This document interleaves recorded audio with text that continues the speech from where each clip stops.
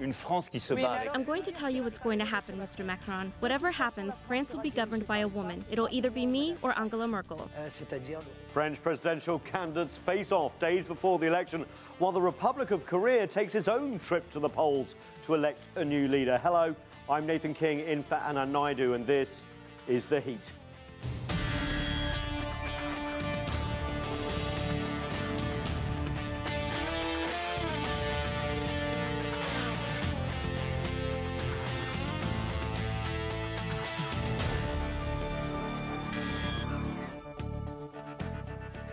France head to the polls Sunday to pick its next president. The contest has come down to two: far-right candidate Marine Le Pen and centrist Emmanuel Macron.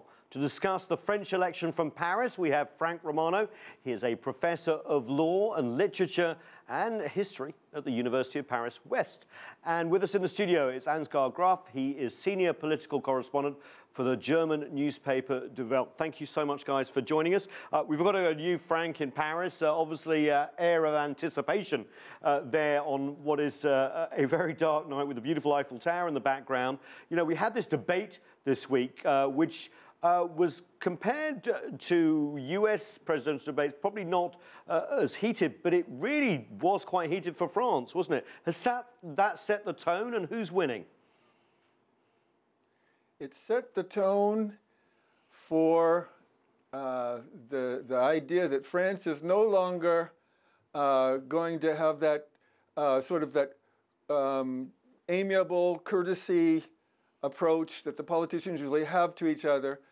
They've stepped it up, and I'm not sure if it's about a bit of the influence from the debates in the US, because for the very first time, one of the candidates, Marine Le Pen, interrupted all the time. That's very new, so it became very litigious and like a boxing match, which is very new. It set the stage to the extent that even though, yes, Marine Le Pen is far to the right, extreme right, Mr. Macron is considered on the center, but if you look at their policies, they're extremely different. Mr. Macron actually is leaning towards center-right here in this election, which is extraordinary, something extraordinary that's raising the tension here. Frank, but creating the atmosphere, Nathan, is something that needs to be concerned, and why probably we're on the heat. It's a dangerous situation, and the situation is this: the economy is doing very badly. Even though it says 10% unemployment, it's probably higher than that, because it's not quite transparent here. And look at history, when the economy goes south, and you're looking for scapegoats, such as immigrants and so forth, we see in history this is happening. This is happening to some degree in the US. You got the scapegoats, economy is going south, and what happens? Extreme nationalism, even jingoism is happening here. And that we saw in World War II. It went beyond the Richter scale of danger. It's at that point here. Whereas Macron is sort of kind of calming these tendencies now, because of the terrorist attacks have also increased the emotion and freaking out over immigrants as well, and not scapegoat. He's trying to calm things, but he's going to the other, not the other extreme, but he's saying we need free markets, we need free borders. Okay, Frank, can I just cut you off? Sorry. What he's doing is, it's almost like what happened in Iran when the Shah wanted to westernize things so quickly, too fast. In a way, you can say Macron is trying to do that here. He sees the importance of the free market system, competitivity, that the old French and the socialist system is not adapted to. But if he's moving too fast, we see a lot of French are going to support Le Pen because they're saying you're going beyond our tradition, our French way. So this is a volatile, a potentially very serious election of serious times, and possibly dangerous times. Frank, thanks so much for that full answer. Before we get to Ansgar, I just want to play a clip of Emmanuel Macron in the debate. This got pretty heated. Your program involves saying to the French people, this person is dreadful. It's to sully them, to run a campaign of lies and falsehoods. Your program aims to live off of fear and lies. That's what feeds you. That's what fed your father for decades. That's what fed the French far right and what made you. And that's why I don't want that for my country, because the France I want is worth more than that. Ansgar, this is pretty aggressive from a centre candidate, but really his job was to take out Le Pen.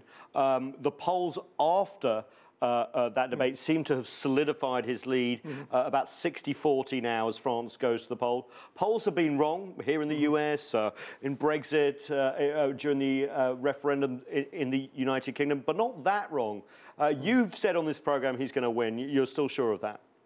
I'm still sure he will win. And the interesting question is, I think it's the most important election in France after World War II, since it's not just the question between two different parties, it's the question between two different points of view in regard to nearly everything, and especially in regard to staying in Europe or leaving Europe, at least doing a referendum with a possible that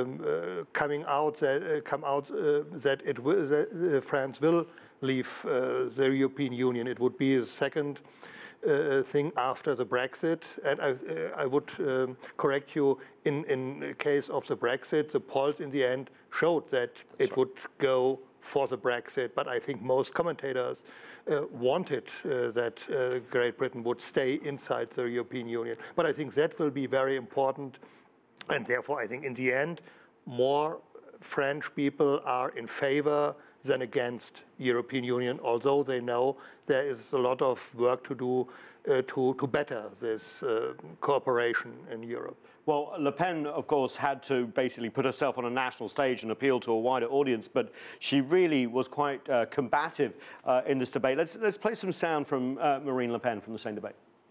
The political choice that the French people have to make is clear. Mr. Macron is the candidate of unbridled globalization, the Uberization of society, insecurity, social brutality, a war of everyone against everyone else, economic pillaging by big companies, the dismembering of France, notably by big financial interests, and communitarianism. And all of that led by President Hollande, who's behind it all in the most obvious way. Yeah, Frank, as briefly as you can, this sounds a bit like the economic nationalism we had here. Whatever the result on Sunday, France still has a lot of this feeling, even if she loses, right?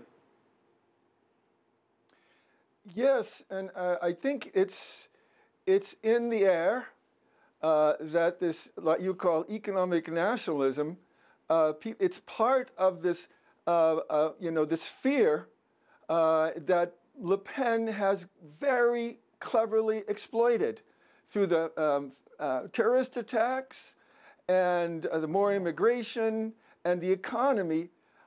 She's using this sort of fear that Macron talked about during the debates and got all riled up, you know, that she is the prince or the princess or the queen of fear, and using this to mobilize people. So to answer your question, after the elections, it's sort of similar to, remember when the United States invaded Iraq.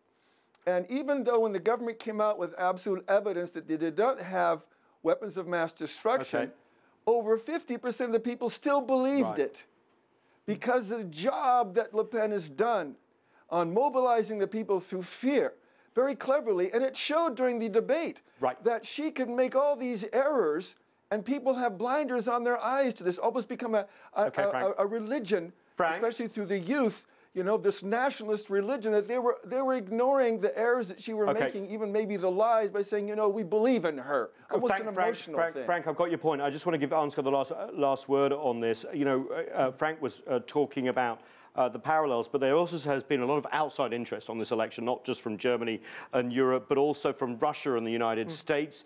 We've had comments from the former president here, Barack Obama supporting Emmanuel Macron, and then Donald Trump supporting Marine Le Pen. I don't think I've ever seen that so outwardly in the US. And of course, you have Russia weighing in on the side of Le Pen, and we hear of leaked emails of Emmanuel Macron as this election gets underway. This is quite new too, isn't it? I think so, yeah. And I think what's the effect of that going forward? I mean, we have Germany's elections too coming up. No, I think the interesting part is this news about the leaked emails, and up to now we don't know who was behind it, but what we know is that it's in favor of her, since the emails were hacked from him. Yes. And that means benefiting is Russia, because and that gives us the usual suspect, and and the same group of hackers, Fancy Bear, also hacked some days ago the German foundations from the CDU and the SPD, the Konrad Adenauer Foundation, of the two big parties, and that shows to us this question of interference from hackers, and maybe and possibly from Russia, has not come to an end at the 8th of November in the United States. Great. Well, we'll be watching. The world will be watching, because it's a very important election. Thank you, Ansgar. Thanks so much. Also, Frank Romano in Paris. Coming up, France, of course, isn't the only country holding a major election. Just 2 months ago, the Republic of Korea impeached its president, leaving the highest office empty. Next week, South Koreans will head to the polls to vote for a new leader. Stay with us. You're watching The Heat.